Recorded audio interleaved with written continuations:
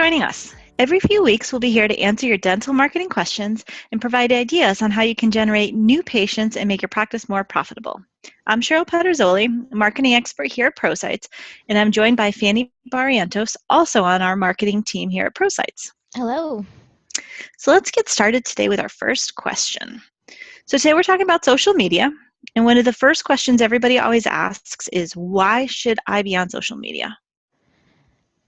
I know that it's one of those things where dentists, they don't typically see new patients right away. It's not as what we refer to in the marketing world as bottom of funnel, right? Like your followers are not going to instantly become your new patients. But it is about creating relationships online, and it is about taking the tactics that you learn from word of mouth and applying them online. So you really have to be on social media in order to nourish those relationships with patients, your current patients, and prospective patients as well. So that's the major component of it. And then I think that sort of begs the question after that we typically get a lot is, which are the best social media networks that your practice should be on, right? Because then once you're like, okay, well, I'm going to do it, where do I go? And so we've actually found that the top profiles to be on, or the platforms to be on, are going to be Facebook, Instagram, Google Plus, Twitter, and LinkedIn, where Facebook is probably the favorite. And the reason I say that is because Facebook just has such a broad audience. From young moms to older people like grandmothers and grandfathers and grandparents, and that's what people are comfortable with using. That it's just, at this point, Facebook has been around long enough and changed enough that a lot of people have adopted it. When you move over to Instagram or Snapchat or anything like that, that's definitely a younger demographic that you're probably not interested in yet. So yeah, I think Facebook is the first one. Then I would probably recommend Instagram, just because you can do a lot of visual things as a dentist. If you get the parents' permission or a patient's permission and they're willing to participate in some of your content, those like first smile reveals are always really emotional and get to people. I know you've seen those, when people get their braces removed, or when they've had a lot of like restorative work to their teeth and they get their smile back. Like, a lot of people like to see that feel good type of content. So, that's something that you can post simultaneously from Instagram to Facebook as well. So, Yeah, a lot of before and after pictures are really great yeah, for that. those are great. And, it's just one of those things where like it gets to people, so it's like puppies. Okay, so let's see. One other question that we get is, how can I get more followers on social media, and how do I get people to find me? Okay. This question, it really just kind of depends on where you're at on social media. If you're just starting out, chances are that you don't have a lot of followers. You maybe only have a handful. So there's a few things that you could do. You can send out an email to let people know that you're active on there, right? So you put some content up first, a few posts here and there. Send out an email to your patients and have them like you. That's probably one of the more direct ways of doing it. You can put up signs in your office so that while people are waiting, they can, follow you and see what you're up to. And chances are they're already on Facebook anyway, so with a like. And then another thing that you could do is, as you're getting a little bit more traction and engagement on your content, if you actually click on how many people that actually reacted and liked to it, this is on Facebook, you can actually invite them to like the page. So then they'll get a notification on their end to, if they want to, they can like the page, and it's a simple yes or no, minimal work for them. And then also, if you're brand new, you may want to consider just boosting a couple of posts here and there to get a little bit of extra engagement so that you can invite the Facebook user to your page through Facebook. You just need to put in a couple bucks here and there, maybe 10, 20 bucks here and there, and that'll help sort of boost visibility. It's not like a long-term strategy at all. Once the ball gets rolling, you get a little bit more momentum, then that's not necessary anymore, but it's just a way to start. It's something else too, is if you can get your patients to post and tag you, that's also going to help you get more followers, because they're going to naturally follow you when they tag you. And you see, especially the younger crowd, I mean, they're taking pictures everywhere they are. Walking with my teenage daughter, and no matter where we are, she's taking a picture and posting it. So I think that's also a good way to try to get more followers, is if you encourage the patients to take pictures and tag you. And see That's going that, to help. and that kind of goes back to what I was saying before. When you're doing content that, sort of involves a patient, they're more likely to tag you because they're in the content, you know what I mean? So then you can reach out to whoever they're connected to. So, it all works together. So yeah, that's a great point. Okay, let's see. The next question that we typically get is, what are the best things to post about on social media? So we kind of alluded to this, really emotional content that connects with people.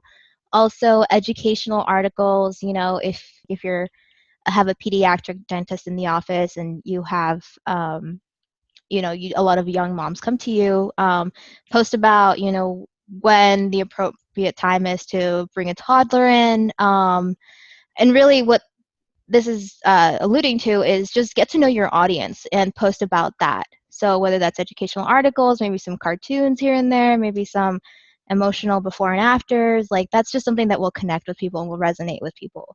Well, one of the things I always like to kind of warn people too is when you're thinking about social media, people are posting about your office, regardless of whether or not you want them to. So always Yeah. make sure too that your office is clean. You don't have a pile of trash in the corner that somebody's going to post a picture of, that your employees aren't going to get caught doing something that looks a little bit shady, because those things get captured by people all the time. Even little things like, if you've got dirty air ducts and they're taking a selfie in the background, you see the air duct Oh. behind them. Little stuff like that. So it's kind of more of a warning for people who, even if you're not engaged in social media, your practice might get engaged in social media. So Yeah. just kind of one of those other things to, to warn for. Yeah, it goes both ways. All right, so let's see. Another question that we get is, I guess this kind of dovetails into reviews, right? Because one of the questions that we get is, should I encourage reviews on social sites? Yeah.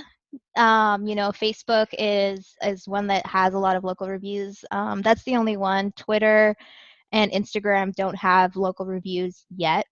They may someday. But the reason why you want to collect reviews on there is because if someone does tag you in, like, say, a comment or a post or something, especially if someone is looking for recommendations, your overall review rating will appear along with your tagged name. So what that does is that other people that, see this, they'll be able to see your overall rating, especially on Facebook, and then determine whether they want to move forward with you. So if that person is looking for recommendations, it's just a really easy way for them to determine who they want to contact. So reviews are important there. And so that kind of circles back to what Cheryl just said. Make sure that your office looks good and is clean, because if it's not, someone might leave a negative review, which we've Yep. seen happen. So, Well, if I remember correctly, Facebook reviews, the number of stars actually shows up in organic search listings yes, also. it does. So even if somebody never clicks and looks at your Facebook page, but they search online for your practice name, they're still going to see how many stars. So it's important to make sure you've got a good collection, a good representative sample of reviews on Facebook, because it might impact people who never even click over to Facebook. That's a good point. Good call out. All right. So then I think that another question that we get around, especially your Facebook, is advertising. So advertising on Facebook, does it work? And I guess with that, it's like any other advertising you're going to do.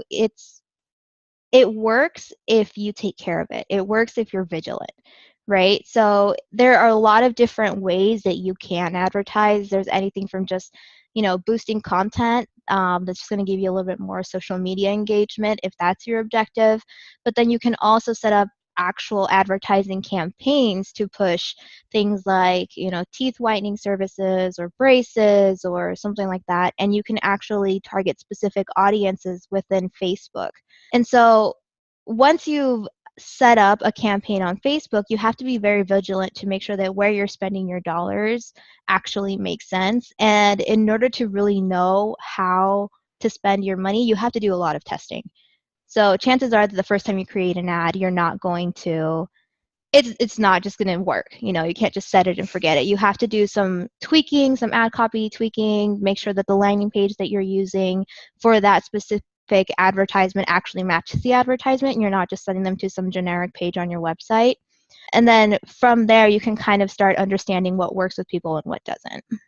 kind of similar to how we've talked in the past about AdWords, where when you do an advertisement like that, you really need to think through every step. The ad itself, the landing page, the tracking, making sure it's consistent. And if one time it fails, it doesn't necessarily mean that advertising doesn't work for you. It just means that that particular ad or landing page didn't make it. And you Yeah. might want to rethink, you might want to test other ad copy, other images. It could be the smallest thing that really makes something fail. So it takes a lot of work to get it right, but it can definitely pay off if you can get it right. Yeah, and the thing too is that with social media, like you have all of these different ways of targeting that you just can't get anywhere else, right? Even in search, even if you're doing pay-per-click advertising, you can, with pay-per-click advertising on search engines, you can target the keywords that people are using, right? But on social media, you can target people that have specific interests and in a specific age demographic and all that. So it's just, there's so many different ways of doing it. And that's the other thing too, is that you're going to want to test different audiences. So in some places that, some accounts that I've worked, I found that sometimes remarketing to visitors on your website is the best option, and then for whatever reason in a different account, that just doesn't work. And that's just because they're different audiences. So overall, we highly recommend everybody use social media. It's a great way to engage with your patients. It's a great way to find new patients. It's a great way to collect referrals. The word of mouth is one of the primary ways that dentists get new patients in the door. Social media makes it so much easier because people can share the name of their dentist when people are asking for recommendations. And if you have a presence, you can be tagged, you can see who's tagging you, and you can actually respond back to those people directly. So there's a lot of power in social media. So I think that's it for today. So I want to thank everybody for joining us. Make sure you like, subscribe, or share our podcast, and we'll see you next time. Bye. Bye.